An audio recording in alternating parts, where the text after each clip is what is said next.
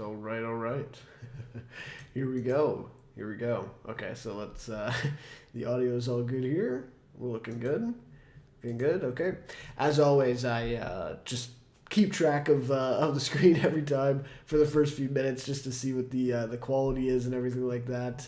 But, yeah, okay. I think we're all good. I think the audio is working. We're all good with the audio. Testing. Okay, yeah, I think everything's all good. So, all right. So welcome to Let's Talk Television, episode 4. And it's a little late. I do apologize for that. I did want to do this earlier, but I actually did want to catch up on a couple episodes that I'm going to talk about here for the show. So I did that earlier today, and then that's why this is a little late. So anyway, so if anybody's tuning in live, even though it's a little late, appreciate that. But anyway, so yeah, welcome to Let's Talk Television, episode 4. I think it's been a couple weeks again now. Since the last episode, right, episode 3 that we did, and did my award show basically, and then like I said though, I think I'm gonna stick to kind of a bi-weekly approach to the show. That's kind of what I want to do. I'm aiming for kind of Monday, Tuesday range. I think it's Wednesday today, but anyways, something like that going forward, a bi-weekly approach to this. But even then, like sometimes, like right now, I feel like especially is such a big time for TV. I have 4 shows that I'm watching every episode every week now, and so like I'll in most weeks I'll literally have 4 episodes of TV to talk about even before I get to my main topic. So I might end up doing a weekly show now for the next few weeks with Yellow Jackets, Severance, The White Lotus, and Suits LA. Those are the 4 big ones that I'm watching. So we'll have to see. But anyways, we are here for this one. And this one, this week, I'm going to do the return of mystery box shows. That's kind of the main topic for this one. Not a huge topic or discussion here, but definitely something I want to touch on because I think with Severance now and Yellow Jackets just coming back this week, we have 2 shows that I think are kind of on either side of the whole conversation or maybe debate about mystery box shows and where we're at with them and what they are doing for TV right now, where we are or where they are, the impact that they have on TV.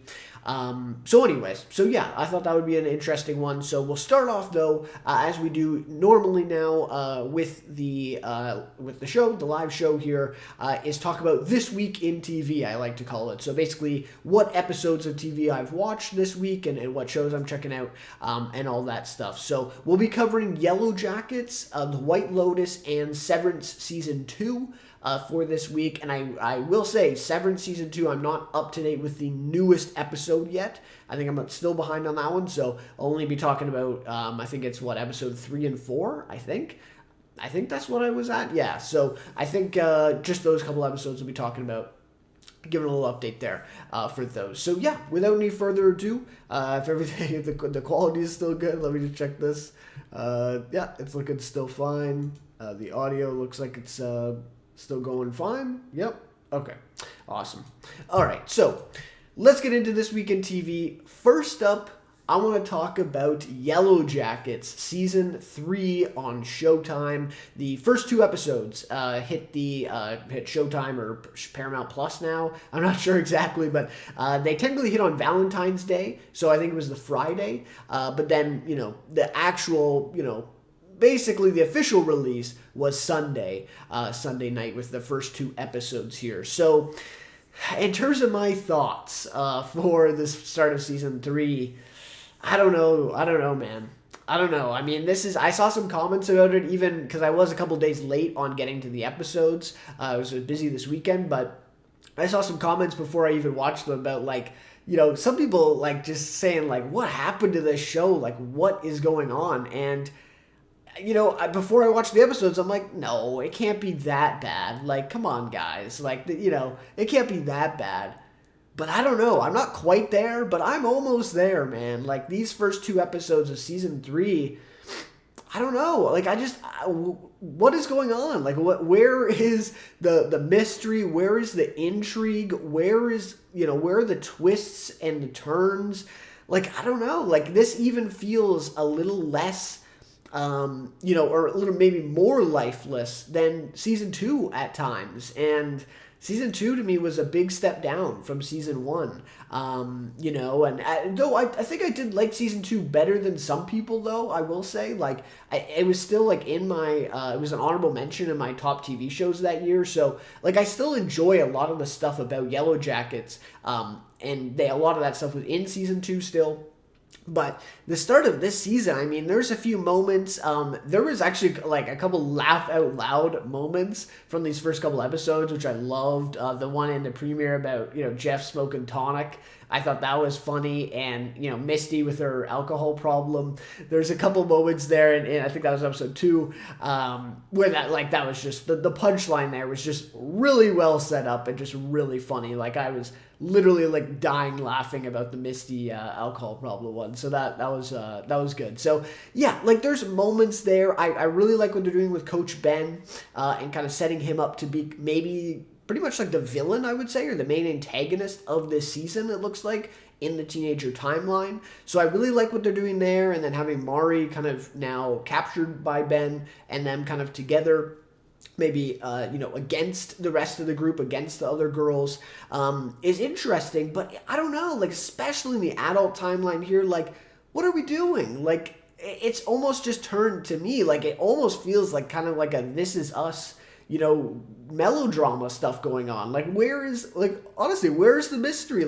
The second episode is Jeff goes out to dinner with Shauna to meet these clients for his business. It's what? When was that ever the show, right? When was that? Season 1 of Yellow Jackets, the adult timeline, it was probably easily the strongest it's ever been in the show at times in season 1, and it's because there was a mystery with Adam and the whole blackmail story.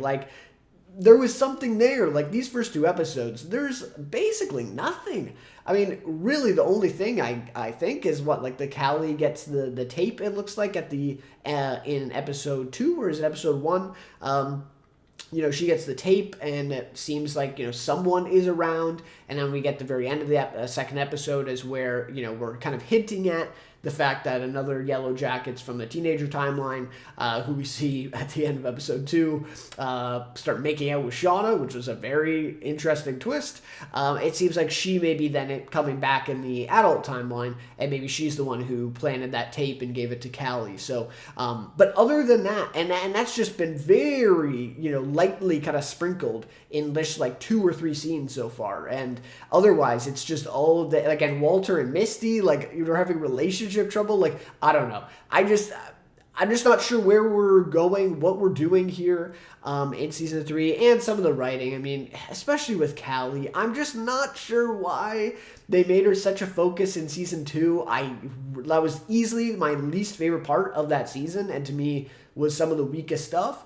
And they're only expanding her role in season 3. It looks like she's the main focal point of the adult timeline, especially with Shauna's story. So yeah, not a fan of that, and some of the writing with that is just a little too on the nose to me, and just kind of weak. But the thing is, it's there's not even really a rational explanation for this stuff either, because Ashley Lyle, Bart Nickerson, and Jonathan Lisco wrote the first episode, the premiere episode, and it's I don't remember that writing, this week of writing in the first season. And those are the guys, the creators, who wrote 4 or 5 episodes, the majority of the episodes in season 1. So I don't understand.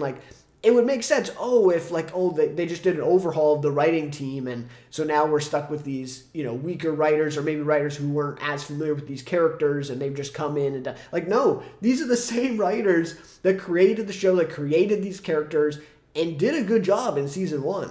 And for some reason, it's just, I don't know, it's just missing. Now, again, there were some really great positives in this first couple episodes. Like I said, some really funny moments. I am intrigued about them hearing the forest and hearing the trees and this stuff. That is kind of interesting. But yeah, there's just, and I'm not sure I'm a huge fan of them abandoning the winter just right away going into this season.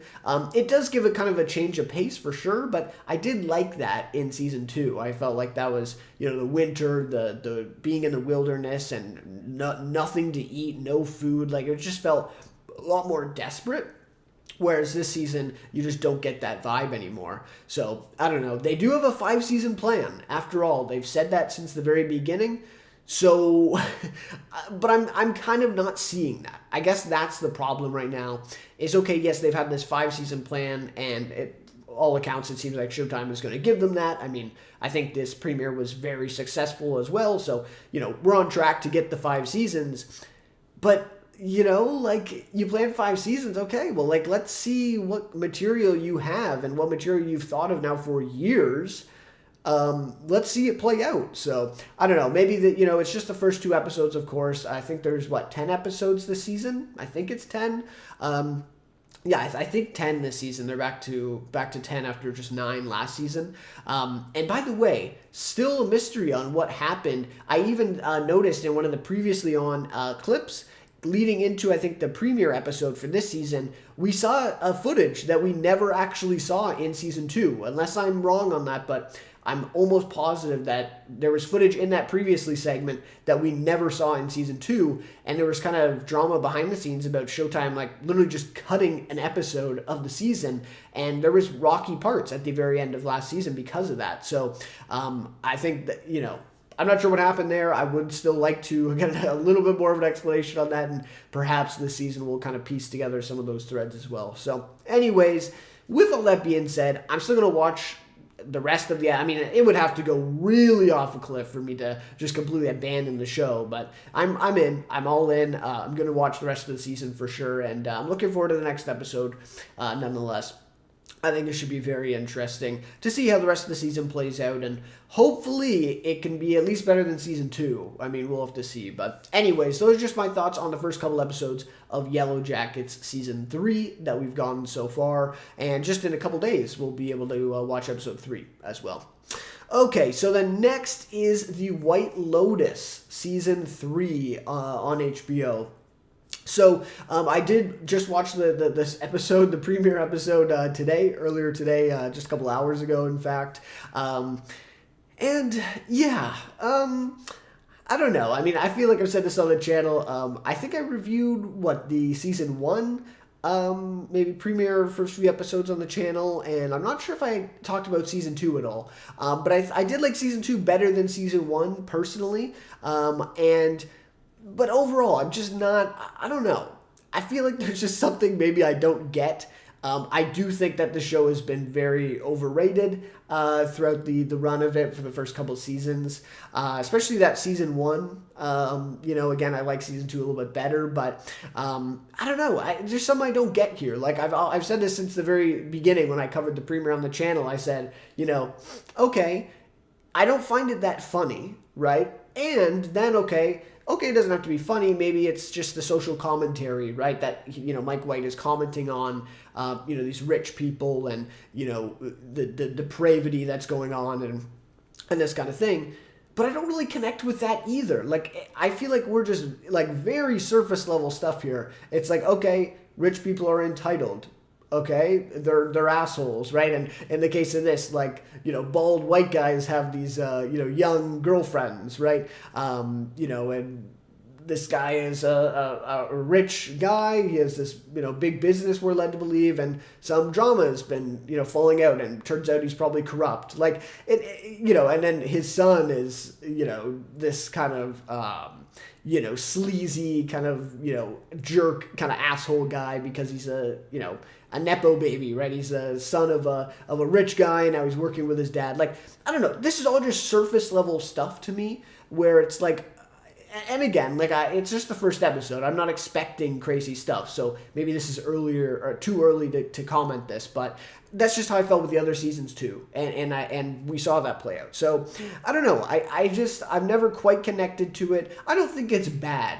Like, that's the thing about the show is I don't think it's bad. I think a lot of the production value was actually really impressive with this premiere episode. I think Mike White, as a director, I think he's a very good director.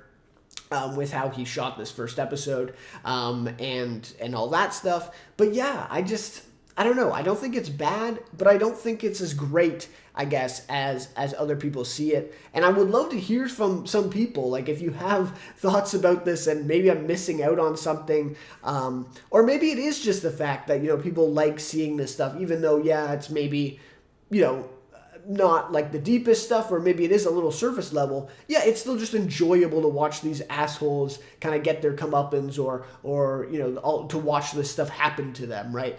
Okay, like, yeah, maybe that is what it is, and maybe I just don't connect as well with that, but anyways, in terms of this premiere specifically, I was a little disappointed by Walton Goggins. I did feel, not in him as an actor, but I did want to see a little more there, and I'm sure we will as the season goes on, but it does seem like he's a little more reserved, and yeah, I don't know, I feel like he's the strongest when he has some energy and that personality, something like a Boyd Crowder, right, in Justified, and I mean, even the Ghoul in the Fallout, right? I don't know. I just wanted to see a little more energy from him. Obviously, that's the character. I think he's doing a great job playing that, but I would like to see a little bit more of that going forward.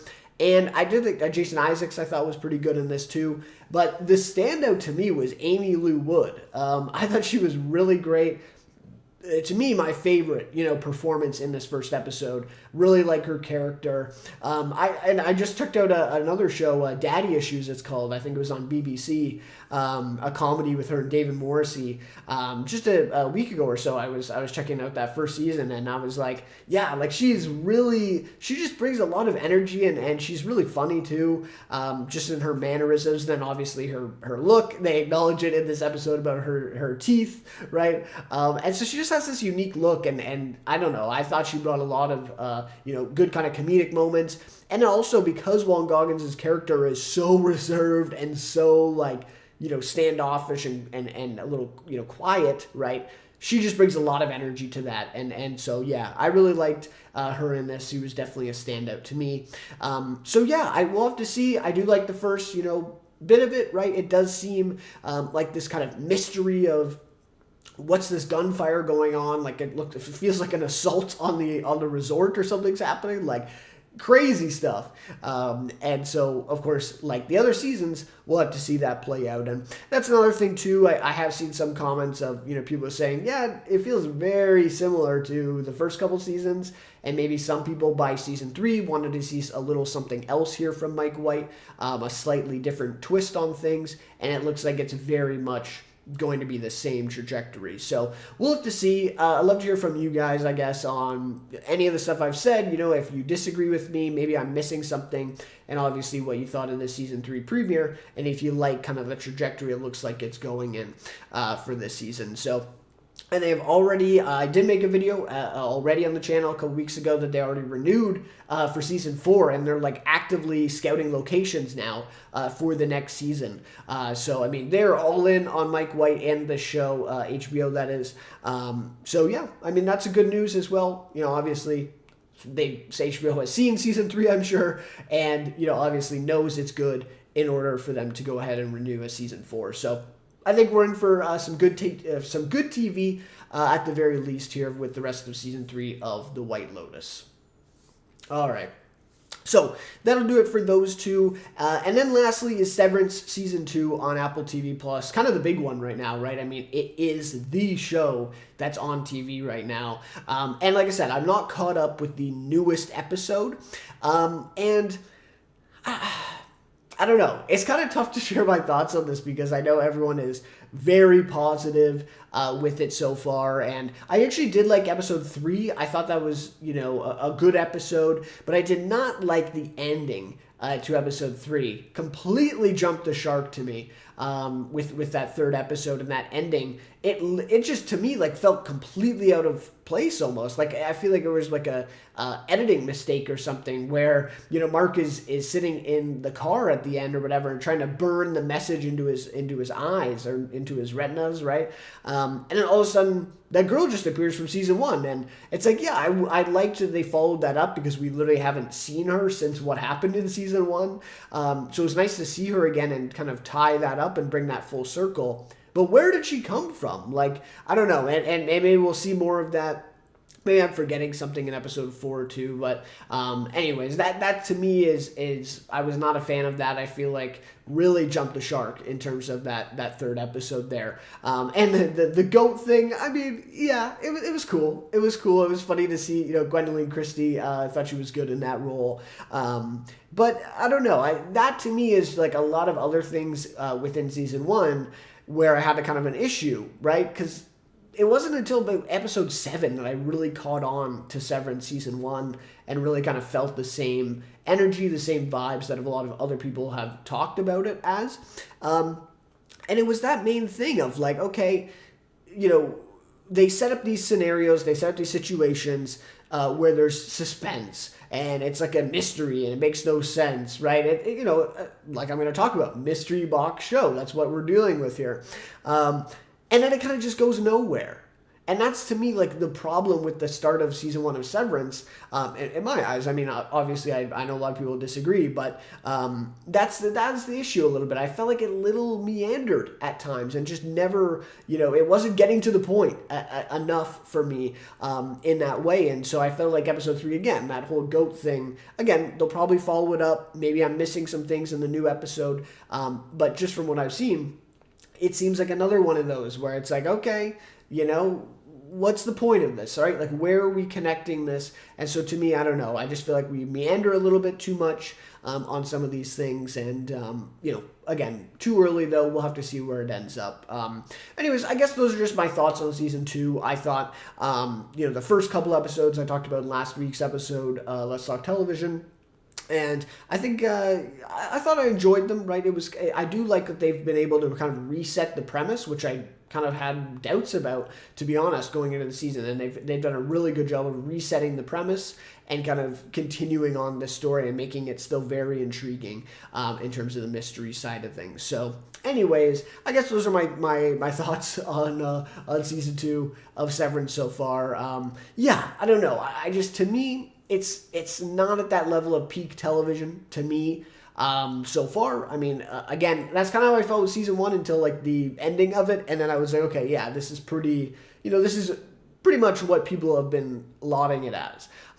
So maybe that'll happen with season 2 again. Maybe it'll just take me a little longer to kind of catch on. But anyways, good stuff so far overall. I mean, you could do a lot worse in TV for sure than having Severance as kind of the show right now that's on TV. So I'm happy. I'm happy that it's on. So, anyways, guess that'll do it for my thoughts on this week in TV. I am still trying to finish up Deadwood, making my way through season 3, the last season, and then I'll probably watch the movie. I am planning on doing a couple videos, either like reviews for the seasons of Deadwood or something like that. And I also want to do a tier list video for Deadwood. So look out for that, but that'll be coming up hopefully in the next few weeks that I finish Deadwood. But it's so tough because now I literally have 4 shows on, and like 3 of them are on Sunday night. Like they're all on the same damn night. So I have a busy Sunday and Monday, right? But anyways, we'll get to that. So, all right. So that'll do it for this week in TV, talking about those shows. Everything good with the quality? Just want to keep an eye on this. Yep. Audio's all good. Okay. Yep. We're all good. Okay. All right. So let's get into then our main topic basically for this one. And that is the return of mystery box shows. So I thought the recent releases, right, it's still recent, but I think we're on like episode 5 now of Severance. But anyways, within the last month, we had Severance season 2 release, and now this week we've had Yellow Jackets season 3. And to me, these two, along with Stranger Things, are probably the 3, biggest mystery box shows on TV right now, right? I think Silo is very close, maybe a close 4th. Right now, that show, I was trying to kind of think of more shows, and maybe, I might go on the fly here. I might go on the fly and search this up, because I did think about this before, and I was thinking Silo. I was thinking, those are kind of the main ones right now, I guess. It pretty much, yeah, I would say and From, that's a big one as well right now. From, Yep, I've heard that so far. Oh, I mean, it was kind of a fail of the Mystery Box show in the way that it got canceled and only had one season. But Constellation, right, on Apple last year, which I did check out a few episodes of, that for sure was another Mystery Box show, a big Mystery Box show, actually, like very much in that vein. So, so maybe from Silo, Stranger Things, Yellow Jackets, Severance, like even then, like even if it's only a handful or maybe, couple hands full or whatever, like, around 10 mystery box shows that are kind of high profile right now, that's still a lot, right? Like that's still a lot. And the fact that Severance is like the show right now, Stranger Things is arguably like, maybe next to Game of Thrones, but is like the biggest pop culture phenomenon and, will be in this last season when it comes to Netflix. And Yellow Jackets is still there. I think it's fell off a little bit since season 1, but it is still there as one of the biggest shows. And to me, probably, considered in that realm of peak TV right now. For it coming out. So yeah, I just thought it was a kind of a good time to talk about this with these types of shows, especially Yellow Jackets and Severance, both on right now and really capturing pop culture and the TV space right now. And they are both mystery box shows. Like they're great examples of what, of course, shows like Lost, basically just Lost, really, set the bar for and really kind of, inspired now years and years down the road. We see every year, new shows like this pop up in this vein of mystery box shows. Something like Manifest is a great example of the last few years. Very successful show that started on ABC and then it moved to Netflix and was like even bigger. So yeah, really great. And this other thing too, I talked about this in my recent video that I talked about the evolution of TV's anti-hero. Really proud of that video, by the way. One of my favorite videos that I've done on the channel. So check that out if you haven't already. But anyways, in that video though, I did talk about towards the end about this kind of trend or this movement towards these ensemble pieces or these kind of mystery box shows. I don't think they're mutually exclusive, of course. You can have shows that are ensembles that are not this type of show, of course. Something like Game of Thrones, I guess, right? Like that's an ensemble piece. There's not really a singular lead like a Tony Soprano or a Walter White or a Don Draper, right? So there's an ensemble. But then it's mostly, though, nowadays with Severance, ensemble piece. Obviously Adam Scott and, he's the main character, but it's an ensemble piece. Yellow Jackets, very much an ensemble piece. Stranger Things, very much an ensemble piece. Silo, again, Rebecca Ferguson's character, but then it's an ensemble piece. From is definitely an ensemble. So anyways, I think it's kind of a big intersection here between ensemble shows and mystery box shows. The two of them kind of go together. And of course, like I said, this all started with Lost being, one of the biggest ensemble shows. And that's kind of what this has become.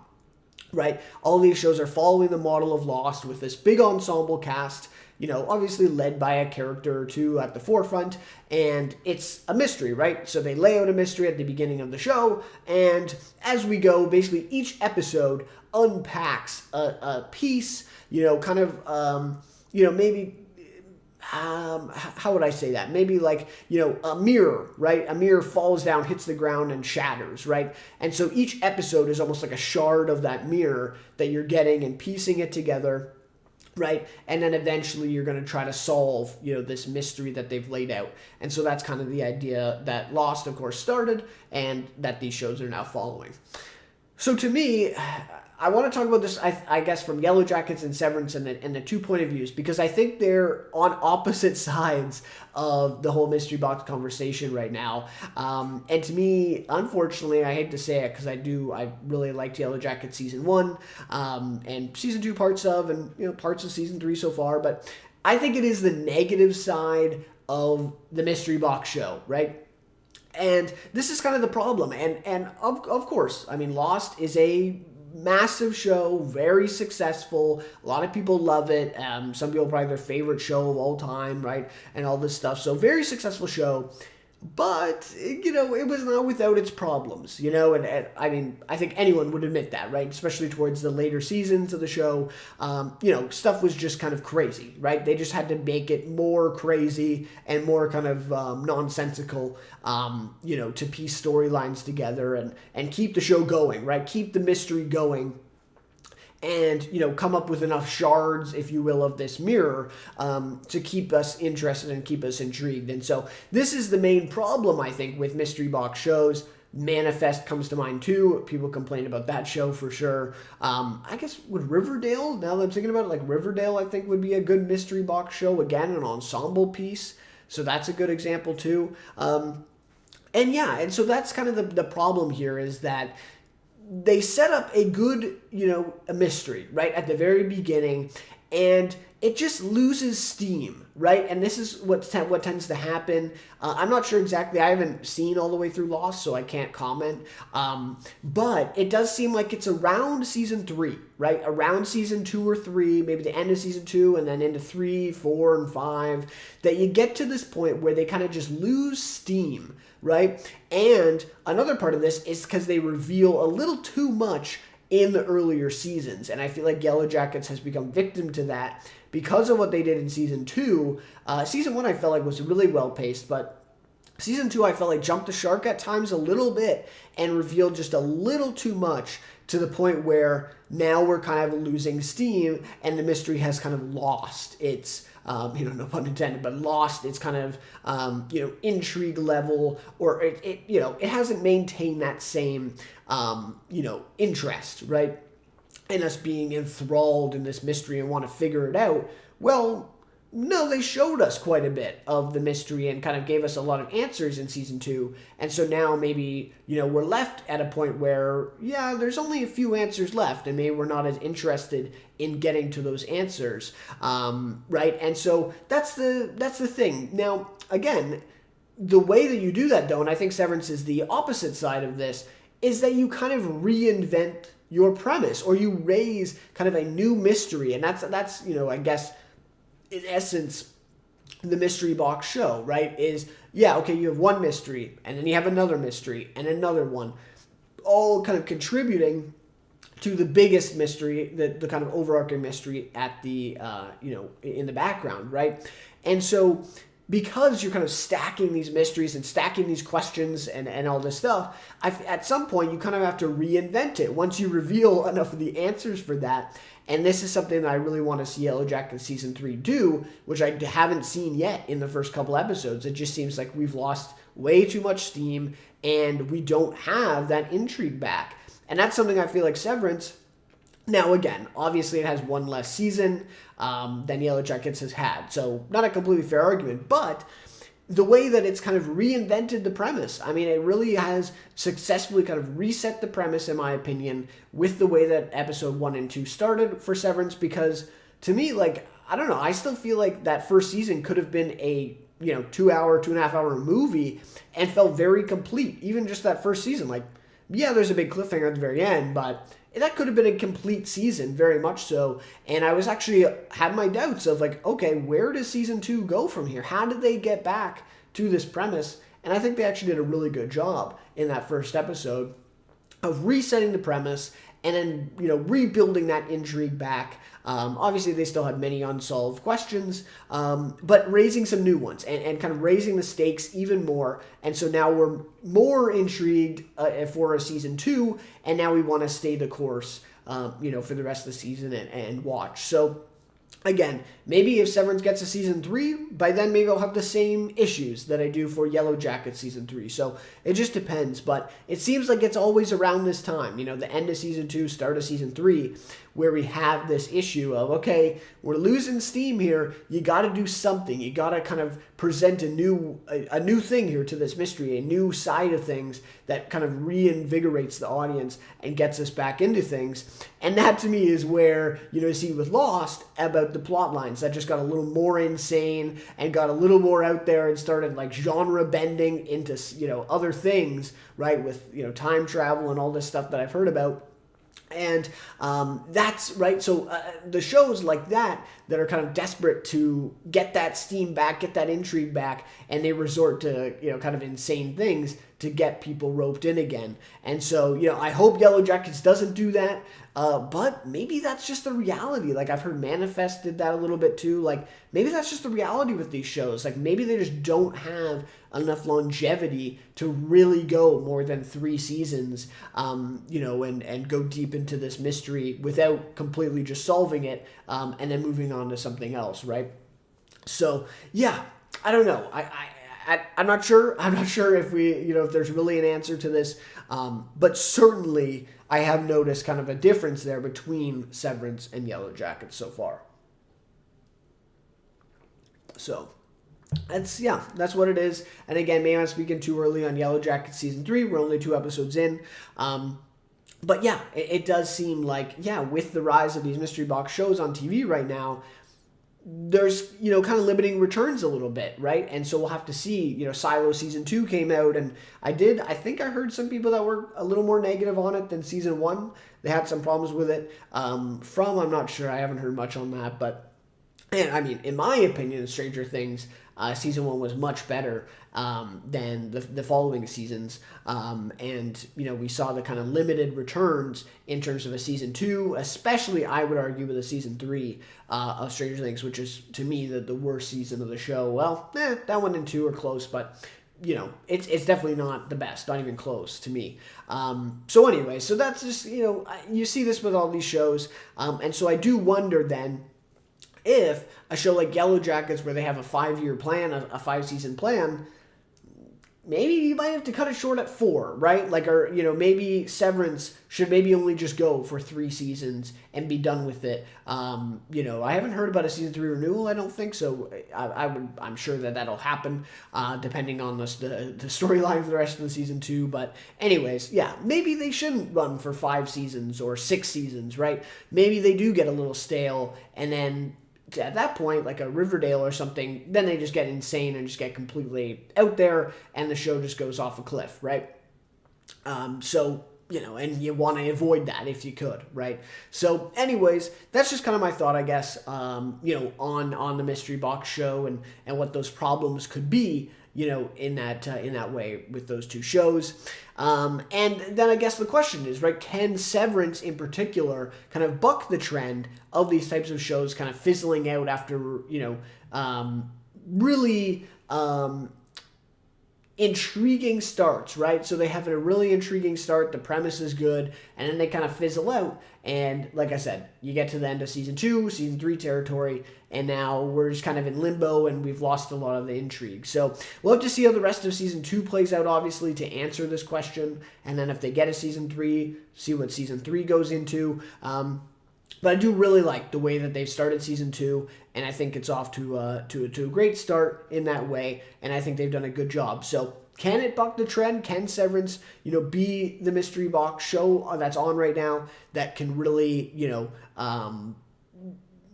kind of reestablish the mystery box show and kind of really help it go forward here and go into multiple seasons and have success?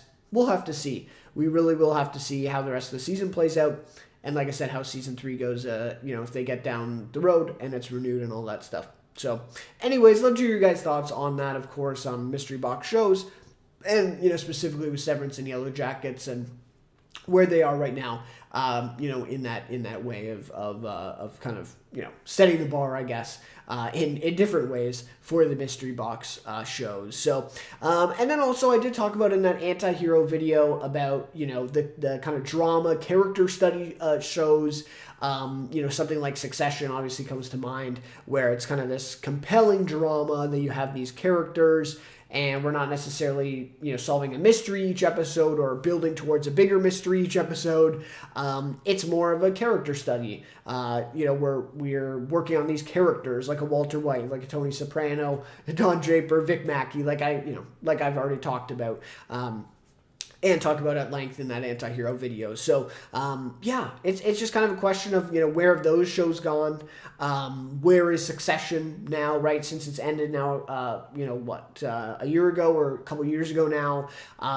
Where is that show, right? I feel like we're trending more towards the ensemble, more towards the mystery box show, and less towards those shows. And to me, I'll always gravitate more to those types of shows like Succession or the character study shows like Breaking Bad. Those are some of my favorite shows of all time, of course. And something like The Bear comes to mind, where I think that is a great example of that type of show where we follow, Carmy, right? As our main character, Jeremy Allen White, who plays him, and that's kind of a character study and that kind of compelling drama, and not, obviously there's an ensemble, but I think Carmy is our very much our main focal point character, in a similar way to Walter White and Tony Soprano, and that's the type of show that I'm talking about. So we have some examples of it, of course. Something like The Bear comes to mind, where I think that's actually probably at the top of the list in terms of peak TV right now. And so, yeah, I would like to see more of those shows. Obviously, I think Mystery Box Show is great. I think it's really intriguing. It's fun to watch. But I also want to see more of those shows being brought back as well. And I'm just not sure that we have that many of them right now. So, yeah, I do talk about that in the anti-hero video. So if you're interested at all, take a look at that. Yeah, just an interesting kind of question to go forward here in the next few years. We do the Vince Gilligan Apple TV Plus show, and it sounds like this is kind of more on that wavelength. Rhea Seehorn's going to be our a very much center focal point main character in that show. It sounds like, at least. So that could be something like The Bear, that comes out. So we'll have to see, later this year on how that goes in terms of that. So, anyways, that'll just about do it for my discussion there on mystery box shows and kind of where we're at right now with TV in respect to Severance and Yellow Jackets, and obviously Stranger Things is going to be massive later this year, and maybe that'll reignite the whole conversation, right? Maybe it'll change everything if they have an amazing season 5 and are able to kind of reinvent things in that way. Okay. So let's get then to the news topics of this one, and then we'll wrap things up. So I got 3 topics for this week for Let's Talk Television. So the first one is about The Last of Us, and I have linked all of these articles in the description as always. So if you're ever interested, in clicking articles and reading them for yourselves. Obviously, I'm not going to read word for word from the articles, everything. So, please check it out in the description if you are interested. But this one is from The Wrap, this article. We'll start with The Last of Us, yeah. So this one's from The Wrap. The Last of Us Season 2 gets official premiere date. So this is just today, I believe, that this article came out. So kind of breaking news, if you will. And so they do say there will be 7 episodes in the HBO original from Craig Mazin for the Season 2. It says The Last of Us will officially return to HBO for Season 2 on April 13th. So that is the date, April 13th. And, I'll just check to make sure, but I would, bet everything that's a Sunday, of course. April 13th, yes, HBO primetime slot on Sunday nights. So, April 13th, Sunday, April 13th is the date for The Last of Us Season 2. And, of course, at 9 p.m., it's the primetime slot. And then you can stream it on Max, it says. So there will be 7 episodes in the upcoming installment. Season 2 is based on, the game, of course, Last of Us Part 2, set 5 years after the events of the first season. This season will follow Joel, Pedro Pascal, and Ellie Bella Ramsey as they're drawn into a conflict with both each other and a world that's even more dangerous and unpredictable than the one they left. So, it also says that Season 2 stars Gabriel Luna as Tommy and Rotina Wesley as Maria. New cast members include Caitlin Dever, which is the big one, right, as Abby, Isabel Marced as Dinah, Young Mazzino as Jesse, Ariel Barrera as Mel, Tati Gabriel as Nora, Spencer Lord as Owen, Danny Ramirez as Manny, and Jeffrey Wright as Isaac. Catherine O'Hara will also guest star in the new installment. So there's some names there. I don't know the majority of them, but obviously Jeffrey Wright is a big name, so that's pretty cool. And then, Catherine O'Hara, obviously, and Caitlin Dever, she's the big one that's playing Abby. And I have no experience with the games at all. I did watch season 1 of the show, though, and so, obviously I don't know the Abby character, but I've heard a lot about it, and, kind of the relationship that's probably going to be between Abby and Ellie, right, Bella Ramsey's character, and so that's fascinating. We'll have to see how that plays out, and I think Caitlin Dever's an amazing actress. She's been a lot of buzz recently for that Apple Cider Vinegar. I think it's on Netflix, that show, doing an Australian accent, even though she's American, so pretty crazy. But she's just a great actress. I mean, she was so good in Dope Sick a couple years ago. I think that's one of her best performances. Book smart, too, so anyway, she's great.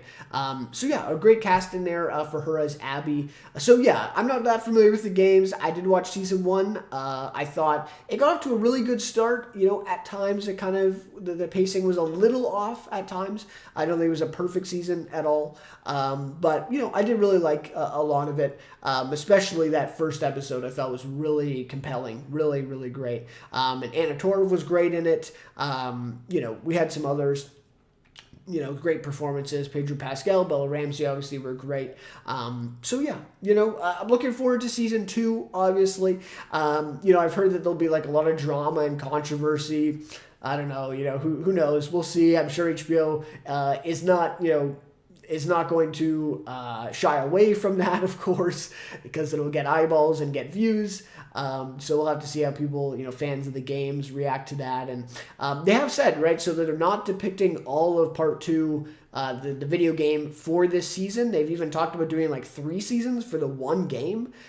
So again, I have no knowledge on that or why they would do that. It does seem like quite a long time, but they also are only doing 7 episodes. So, obviously if they just do like 7 episodes, maybe 6 in season 3 or something like that, then okay, well, that's not actually that many episodes then to cover the games, and they just get more seasons out of it. So we'll have to see, what they do down the road. I'm not sure if they've been renewed for a season 3 yet, but I mean, all accounts, it's going to happen, and they've already, had plans, like I said, for potentially 2 more seasons even, after season 2. So yeah, kind of big news here, April 13th. I think we knew before this that it was coming in April, so this is just kind of confirming the exact date that it will be coming out.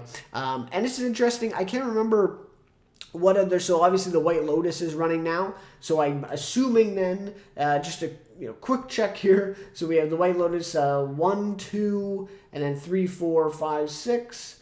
So yeah, so it'll be about a week off between the White Lotus ending in the primetime slot on HBO on Sunday nights, and then The Last of Us starting up. So there you go. That'll do it for this one. So The Last of Us Season 2, official premiere date, and looking forward to what is in store for this season of The Last of Us, and seeing all these new cast members as well. Should be very interesting. All right. So there you go. That is the news for The Last of Us Season 2. And our next article, this is interesting. This is going to be a fun one because it isn't like a conventional article in the way that there's just like a piece of news like that is, okay, here's the news and this is the story. This one is kind of like an interview with just a whole lot of stuff in it, so this is going to be fun. So HBO drama chief touts big House of the Dragon Season 3 battle. That's just kind of the title for this one. So it is on Deadline, and like I said, I have linked that in the description if you're interested. This one I would especially recommend viewing and reading for yourself because it's a pretty fascinating one. So, all right. So let's get in then to this article for House of the Dragon. This is, the HBO drama chief, I guess, and what's her name? They do say her name here, Francesca Orsi, I believe. And so I think she did this interview, basically, and talked about a lot of this stuff. They talked about House of the Dragon, Night of the Seven Kingdoms, right, and the new Game of Thrones spin-off that they're talking about or that they're launching or in development on. So interesting stuff here. I think I'll just kind of go through some of the article here and kind of talk about and share my thoughts real quick. So yeah, so let's get into it. So coming off an abbreviated 8-episode second season, which surprised fans with its low-key ending. Yeah, obviously. Game of Thrones prequel House of the Dragon will come back with a vengeance in 2026. So, I mean, this was pretty much a given. We knew that we weren't going to get it this year. which is insane, of course. Not a big fan of these big gaps between seasons, but it is what it is. So she said in an interview, right, about this stuff, and so that it will be, coming back in 2026. I'm really excited. I think you're going to be in for a great surprise on how we start the season with an exciting battle, she said, of the fantasy drama, which is gearing up to begin production on season 3. So, and I think this article also confirmed the fact that they're gearing up for production. I also saw another article, I think it was on Collider, that mentioned that the actors have seen scripts for almost all of the episodes now for the season. So obviously they're almost or completely done all of the scripts for the 3rd season, which is interesting because just a few months ago, George R. R. Martin posted his blog post or whatever and made the comment that, Ryan Condal, something around the lines of, if he even has a plan at all for what's going forward with season 3. Just a fascinating dynamic, by the way, there, with George R. R. Martin going at Ryan Condal, the active showrunner of the show, based on his work, just a fascinating drama there, and I think he removed the blog post and all that, just crazy. And honestly, I give credit to George R. R. Martin, seeing your work like this and being disappointed in it. You have every right to raise, a concern about it and, say, you have a say in it. It's your work. Obviously, he's licensed it now. It's too late to back out of it, obviously. And he's making probably, I don't even know, maybe hundreds of millions, right, in exchange. So, obviously I don't feel bad for him. But the way that he's, he should raise his voice. And some of the concerns he raised, a lot of fans of his work have definitely agreed with and have seen. So, anyways, fascinating. But he did say back then, he's if Ryan Condal and the writing team even have a plan at all for the next season. So, and he only said that a few months ago. So obviously they were working on scripts at that point, but some people did believe, based off that comment, that they hadn't even started writing. And that could have been the case too. It's been a few months. So I don't know. We'll have to see with more stuff coming out, but it does sound like they are about to begin production. But then later in the article too, she says that she was on set and that she saw it. Yeah, she says, quote, "I was just on set and saw all the elements and what was behind it. I'm so glad we waited because it's going to be better than ever. And I don't think we had the time at that point to do what it is that we've achieved now this season." So, I don't know. I'm a little confused here. It says that they're gearing up to begin production, and then it says that she was on set, and now she's seen what they're doing. So, perhaps, maybe this is just crews that are building the sets and everything that's going on right now. And, of course, maybe they haven't got the cameras or the actors there yet, but she's kind of visited to see what it looks like. Maybe that's the case. Quote, "It's just so massive. We needed the time to build it. One of the lead producers on it worked on Titanic. So all that he brought in terms of acumen of what happened on the Titanic and how that entire experience is built, he brings that expertise to it." So that's interesting. I mean, obviously that is a positive to hear that they've gotten some big names and, big, crew members and people behind the scenes that have the expertise and are able to help, build this. And, I mean, potentially, I think, again, they do say stuff. I'm not sure if she says it, but I've heard quotes about some people that are working on the show that say this could be, the biggest battle, in the Game of Thrones universe. Battle of the Bastards, Watchers on the Wall, Blackwater. It would put those to shame. That's what they're talking about. This season 3 battle, what do they call it? Battle of the Gullet, right? That is, the potential for this battle. So if they have people like that worked on Titanic, obviously James Cameron has insane standards for his films. So for a guy like that with that experience, yeah, I mean, that's really impressive. That's a good thing. That's a really good thing. Again, I don't know, yeah, it could be amazing. That still doesn't, take away from the fact that I think we probably should have seen it in season 2. And if we couldn't, then I don't know. I still have, a lot of criticism. I don't know. That just still doesn't make sense to me. If it wasn't ready yet, then, we could have waited a little longer for season 2 or something like that. Like she says, we didn't have the time. Well, season 1 of the show aired in 2022. I know there were strikes and that stuff in 2023, but I don't know. I mean, that's 2 years. A lot of those Game of Thrones seasons, you had a year in between those, and they did stuff like Battle of the Bastards, Watchers on the Wall. So I don't know. I think, we're reaching a little bit of excuses here, but it is what it is. If the battle ends up being like the best, the biggest, the most like insane thing that we've seen from the Game of Thrones universe, okay, maybe I might be fine with it, but we'll have to see. So, addressing the challenge of having to balance storytelling and resources you have available to tell that story. This is what Ryan Connell said. The tremendous number of resources, construction, armor, costumes, and visual effects needed to give The Gauntlet, which is arguably the second most anticipated action event of Fire and Blood. The second most anticipated. Oh, interesting. I'm not familiar with Fire and Blood, so that's interesting. There's an even bigger anticipated event. Very interesting. And so he's saying that, the time and space is deserved. We are building to that event. It will be the biggest thing to date that we have pulled off. So that's what he says. So that's where I was getting at, where they say it's the biggest that they've pulled off in the universe. So, again, this just feels like a little bit of kind of covering their ass for season 2 and saying, oh, we needed the time, though. We needed to build up to this. But, again, even then, season 2, then why did you write it in a way that you're building up and everything is leading up to this big battle that we won't even see in that season, right? So, again, I feel like, it's a little bit of hindsight here for sure. But anyways, looking forward to it. All of this stuff that they're saying sounds very promising, and it sounds like they're, about to begin production on it. Have the actors, have the cameras there. So, very interesting. So, that's it. That's it for the House of the Dragon stuff. That's all we've known for now. And obviously, we get it confirmed that it's coming in 2026. So there you go. So A Night in Seven Kingdoms, there's a little bit of stuff on here about that. So I guess, again, she was in this interview, and so she's commented on this stuff.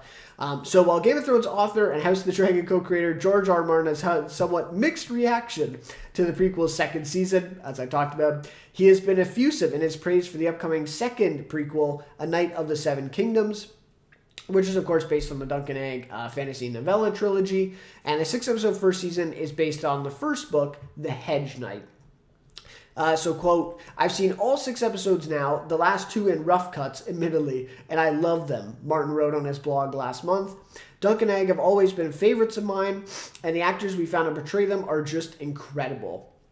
So this is what Martin has said for this. And I guess, the president, HBO president, says he loves it. Said in the feedback they've been getting internally from the series creator. And they do say that, the actors or whatever are doing a great job, I guess, on it. So, that's interesting. She revealed that HBO executives are so bullish on the smaller scale, more cost-efficient production with less VFX work and a shorter turnaround time that renewal is looking good. And they're considering filming seasons 2 and 3 back-to-back. That is very interesting, actually. And they're arcing out a 3-season series, which maps out the 3 novellas that George wrote. So, interesting stuff there. I think this is new news, right? That we are getting, that they might film season 2 and 3 back-to-back, which would be great. Like, that would be so great, especially a show like this. They're only doing 6 episodes, and she even admits here that it's a cost-efficient production with less VFX work. Like, there is no reason why there needs to be 2 years or 2+ years between seasons for this show. Like, no reason at all. Season 2 should be out in 2026. No excuse there to me. Maybe, I guess, if they shoot it back-to-back, then maybe. But no excuse there. And that there's just no excuse for that. To have these big gaps and stuff. So I do like it in that way. To me, I'm a little cautiously optimistic, to be completely honest, about Night of the Seven Kingdoms. I think it's going to be good. I think the quality is going to be there. I'm just not sure personally if I'm as interested in it as House of the Dragon, without kind of the political intrigue and a little bit more of the action. And, one of the actors is literally 10 years old. So I'm just wondering what that dynamic is going to be. I'm, again, a little cautiously optimistic, but maybe I'll be proven wrong. Obviously, George seems to love it. So, and he's voiced his concerns where they were very warranted with House of the Dragon. So, we have no reason to distrust, his praise of it. So, Anyways, very interesting, right? Very, good news there that it does sound like they might shoot the next 2 seasons back to back. I have heard some people raise concerns that, is there really 3 seasons worth of material to adapt for the show? So that's an interesting one. So we'll have to see. We'll have to see if there's enough there. Okay, so then just very briefly at the end, they talk about the new Game of Thrones spinoff. And so she says, we have other spin-offs that we're working on right now, one of which I won't get into, is very promising, and it is still the Targaryen line. There's a number of other spin-offs. We can't really guarantee what's going to go forward, but we're very big budget on the other ones. I would say this is the most intimate one.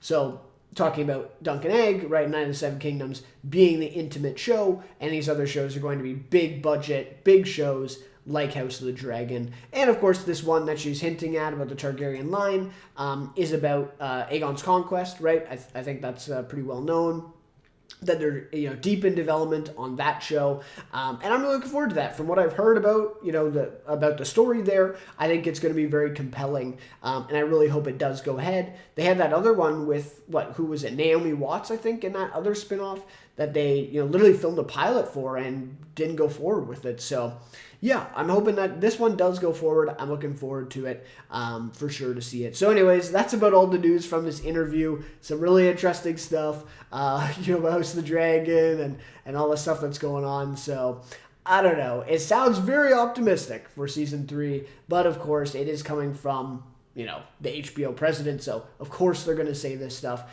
So we'll have to see what it ends up being literally in more than a year from now, right, when we actually finally get to see the episode. But anyways, we'll have to see. I'm looking forward to it nonetheless. All right. So then lastly, our last news topic here, and then we'll wrap everything up here for the show. We're at, okay, so good length here for sure.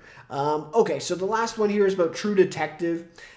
This one is a Deadline article as well. Like I said, link in the description for this one. So True Detective Season 5 setting revealed as HBO series gears up for production. And I don't think there's a big stuff here, but we'll just go into it. So we are not in Alaska anymore. The upcoming 5th season of HBO's Emmy-winning crime anthology series True Detective, and the second with Issa Lopez as writer-showrunner, is moving along. It is also moving to another state, where the president talked. The HBO president talked here in this interview. It's set in New York, in Jamaica Bay. Issa has a lot to say, not unlike she did with Night Country. It's a different milieu, but just as powerful. Filming on the new season is slated to begin in the coming months, with casting in preliminary stages. And then the president says the new season will launch in 2027. So yeah, that's kind of the big news there, basically with True Detective. Quote, I'm really excited about it. We have a small writer's room going with Issa. She's excited. We just gave notes on the first 2 episodes.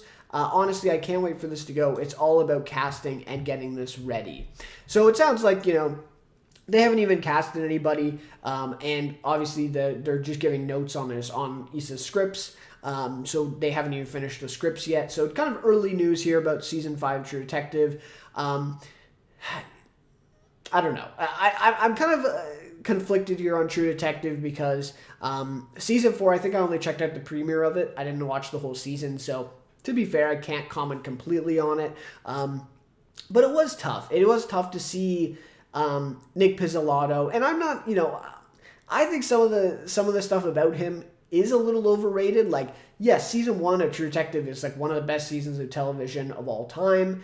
Season 2, I like it a lot more than other people, I think. But, it's not on that level, not close to me. And Season 3, I don't think is close either. So, I'm not the biggest Nick Pizzolatto fan, but it was a little tough to kind of see him be put to the side for Season 4, and we saw his comments on social media kind of disparaging Issa Lopez in the show and everything. So obviously, he is a bit of an ego with that. But I don't know, like, I also kind of don't blame him. And a lot of this reaction for Season 4 was like, it's not very good, and some people like borderline hated it.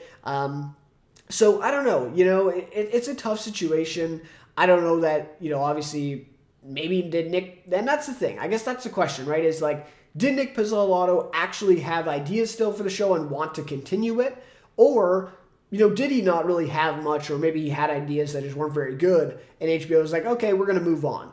Or, was it the fact that he had ideas, he was actively trying to get another season going, and HBO said, no, we're good, we're going to go with Issa Lopez now. So that's the kind of the question. I'm not sure that we know for sure what happened there. So I guess that would be the main thing for me, is that, depending on what actually happened there, would shape how I feel about this whole situation. So anyways, season 4 was a good ratings for HBO. I think season 4 did really well that way, which I'm a little surprised of. Again, that's another thing about this is like, okay, Issa Lopez and the writing team, whatever they did for season 4, they're still using the name True Detective. Like, it's not, they got views and eyeballs automatically based off just that name.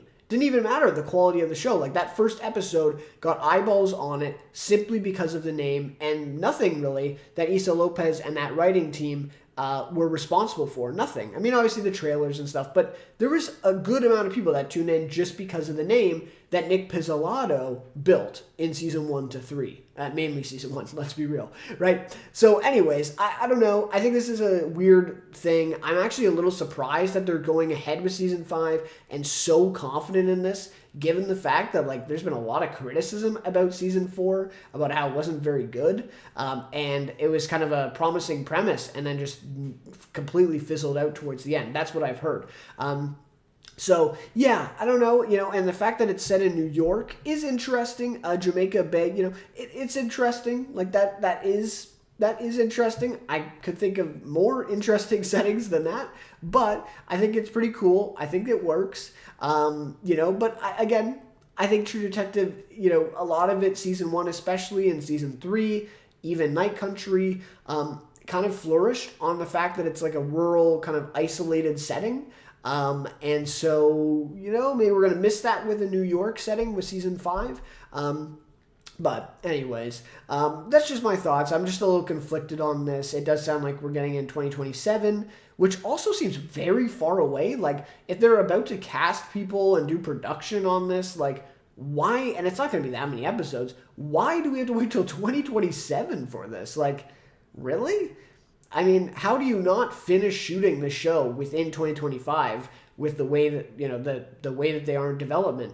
And then how do you not have post-production done on it by, fall of 2026? Like, I don't know. That seems very odd to me that it would take that long. But anyways, it is what it is. We'll have to see. Maybe I'll eat my words. Maybe season 5 will be one of the better seasons of the show. We'll have to see. But yeah, just very conflicted on this whole story about True Detective and where they've taken it. It just seems very odd to me, and I really would like to get to the bottom of what happened with Nick Pizzolatto and how that kind of fell through. So anyways, interesting news though here. 2027 sounds like we're in season 5, and it will be taking place in New York. All right, so that'll just about do it then for all the news topics and for our show in general. We've gone on a little bit longer here than usual, so yeah, that's basically all I have to say. That's it. That's all I got. So yeah, we did The Last of Us, we did the Game of Thrones stuff, we did the True Detective, so that's everything there. And yeah, so that'll just about do it. I do have the Walking Dead villains ranked video as well that I just put out a couple days ago now, or yesterday, a couple days ago. So definitely check that one out as well if you haven't already. You're a fan of Walking Dead, of course. That was a fun one. I'm really enjoying these tier lists. I really am. And so that one I really enjoyed putting together, especially that anti-hero video though. Like I said earlier, probably one of my favorite, or probably my favorite video that I've done here on the channel so far, and definitely want to do more videos in that style going forward. So anyways, check those out if you haven't already. And obviously lots more coverage of Yellow Jackets, White Lotus, Severance, Suits LA. I will definitely be making a review for that this coming week. So keep an eye out for all that stuff. And yeah, without any further ado then, let's wrap this one up. So we'll see you then for next week, hopefully, or maybe the week after that, for Let's Talk Television episode 5, where we'll get into some other stuff going on. So anyways, guys, I'll just about do it. Thank you guys, and I see that we've had some people, so thank you guys so much for watching live and, of course, after the fact as well. So see you guys then. Take care. Goodbye.